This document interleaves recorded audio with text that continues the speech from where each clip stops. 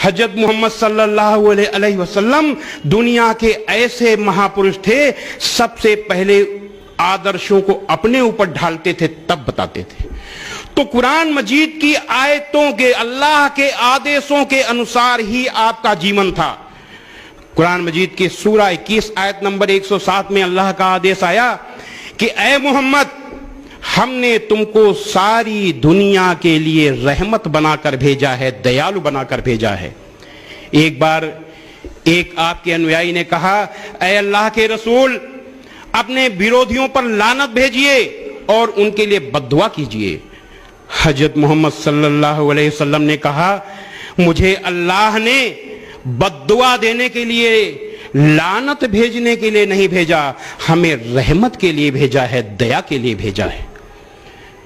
بدر کی لڑائی میں 73 قیدی لائے گئے اور مسجد نبوی کے کھمبے میں باندھ دیے گئے، بندھن کس کے باندھ دیے گئے۔ ایک آپ کے انویائی دیر رات میں اٹھے، انہوں نے دیکھا کہ حضرت محمد صلی اللہ علیہ وسلم مسجد نبوی میں بڑی بے چینی سے ٹہل رہے ہیں۔ انہوں نے کہا کہ اے اللہ کے رسول، آپ نے آرام نہیں فرمایا؟ آپ نے کہا کہ مجھے ان قیدیوں کی تکلیف دیکھی نہیں جا رہی، یہ نہیں سو پا رہے تو میں کیسے سو سکتا ہوں۔ ایسے تھے رحمت، ایسی تھی رحمت آپ کی، ایسے دیال تھے حضرت محمد صلی اللہ علیہ وسلم۔ یہ دیالتا کا نمونہ جو دشمن کو بھی تکلیف سہن نہیں کر سکتا ہو، وہ انسان دنیا میں ایسا کوئی انسان نہیں تھا حضرت محمد صلی اللہ علیہ وسلم کے سوا۔ قرآن مجید کی سورہ 7 آیت نمبر 199 میں اللہ کا حکم ہے کہ اے محمد، معافی کا طریقہ اپناؤ اور بھلائی کا حکم دیتے رہو اور اگیانیوں سے کنارہ کر لو۔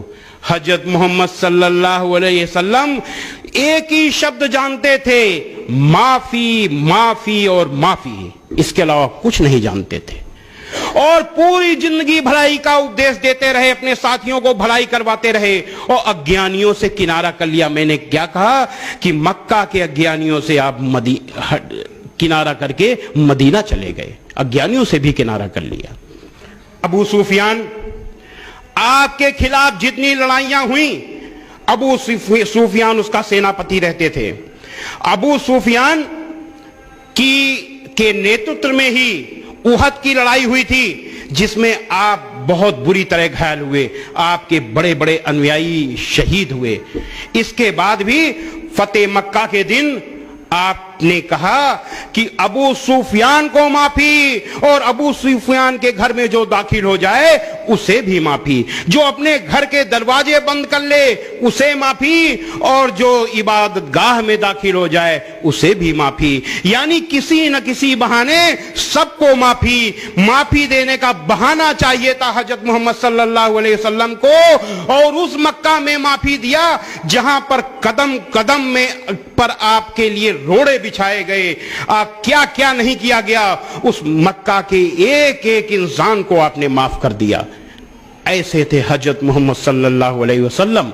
لیکن ہر سال ہر جگہ سیرت کے جلسے ہوتے ہیں، مجھ کو بھی بلایا جاتا ہے، تو میں ایک ہی بات کہتا ہوں کہ میں بول رہا ہوں، سیرت پر میں بول رہا ہوں، مجھے اپنے دل پر ہاتھ رکھنا چاہیے کہ حضرت محمد صلی اللہ علیہ وسلم کے جن آدرشوں کو، جس آچرن کو میں بتا رہا ہوں، کیا میں اس کا پالن کرتا ہوں؟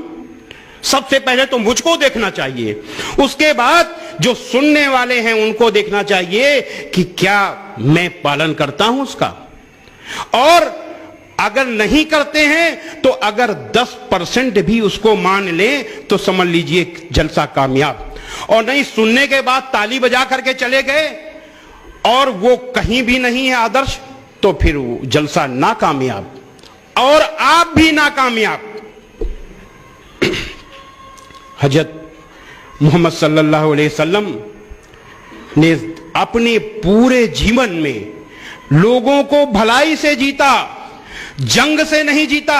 حضرت محمد صلی اللہ علیہ وسلم کا نام جہاد سے جوڑ دیا جاتا ہے، جنگ سے جوڑ دیا جاتا ہے۔ یہ سب سے بڑا انیائے ہوا ہے آپ کے ساتھ۔ স্পষ্ট ঘোষণা হলো, নবীর দুশমনের কোনো ধর্ম পরিচয় নাই, নবীর দুশমনের কোনো রাজনৈতিক পরিচয় নাই, নবীর দুশমনের কোনো গোত্রীয় কোনো বংশীয় পরিচয় নাই। নবীর দুশমনের একটাই পরিচয়, ও মানবতার দুশমন, ও বিশ্ব সভ্যতার দুশমন, ও আল্লাহর নবীর দুশমন, সে আমাদের জানের দুশমন।